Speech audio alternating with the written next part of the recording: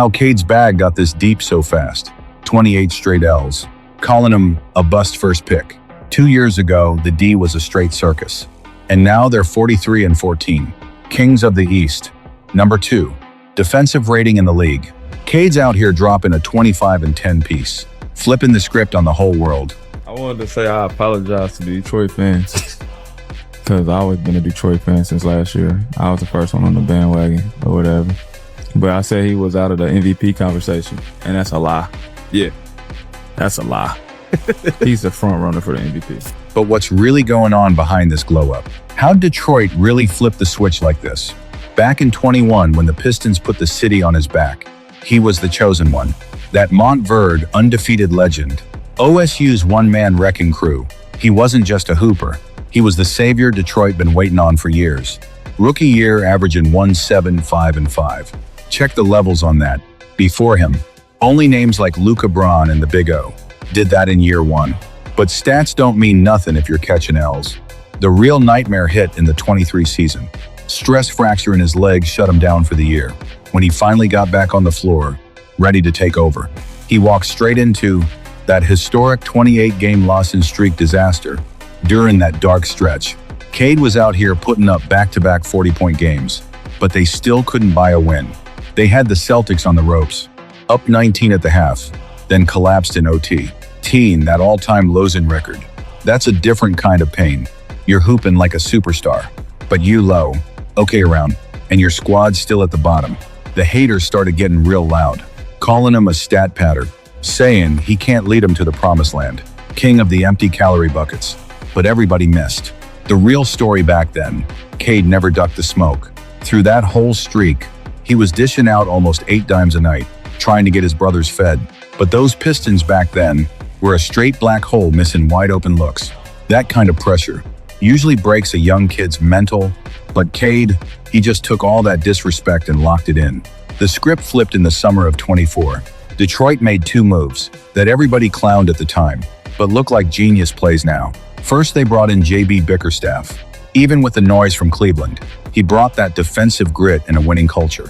Then they handed Cade that massive 5-year, $224 million bag. Social media was straight clowning, saying you gave $200 million to the guy who led the worst streak ever. But the front office saw the vision. This wasn't just paying for what happened. It was betting on the future. And Cade, he bet even bigger on himself. That summer, he got in the lab and got yoked. If you look at the rookie tape versus now, you can see it.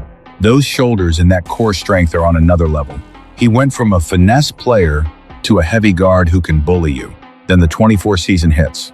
He's putting up 26-9, taking the D from 14 wins to 44, plus 30 wins in a single year. That's unheard of. That's a historic turnaround for any franchise. He didn't just make the All-Star squad. He grabbed an All-NBA spot too, which triggered that Rose Rule on his contract, bumping that total from 224 to 269 mil. That extra 45 million is just a receipt for his dominance. If last year was the glow up, this year's a straight takeover. November 11th, 2025. Pistons versus the Wizards. A night for the history books. 46 points, 12 boards, 11 dimes, 5 steals, and 2 blocks. In 79 years of league history, nobody's ever put up a 4-5-1-0-1-0-5 stat line. MJ never did it. Bron never did it. Kobe and Magic never touched it. Cade Cunningham is officially one of one. It's not just filling the sheet, it's total command on both ends of the floor. Right now, Cade is a legit MVP frontrunner. He ain't just relying on speed. He's playing with that slow burn pace, doing that Luka thing, keeping you on his hip, feeling the defender with his body, then either hitting the floater or finding the shooter in the corner. He's second in the league with 9.8 dimes. While dropping an easy 25 a night, this is the peak version of a modern-day offensive engine. Besides the numbers, he's got that alpha leadership in the player polls. Cade's always voted as the most underrated hooper. You know why? Because the guy's checking him. You know how much of a nightmare he is to guard? This whole Pistons squad would run through a wall for him. When it's winning time, the rock's always in Cade's hands. The team knows he's going to make the right play. 2 years ago, nobody wanted to touch Detroit. It was a graveyard for free agents. Now they're sitting on top of the East. They're certified contenders. Looking like that OKC rebuild. And Cade's running the SGA script. Going from a high upside kid to a franchise anchor. And now an MVP heavy hitter. Honestly, Cade's story might even be crazier, because he had to crawl out of that 28-game hole. But you know the scariest part? Cade's only 24 years old. This is just the warm-up for his prime. At the end of the day, you think Cade's the next American-born MVP since the beard.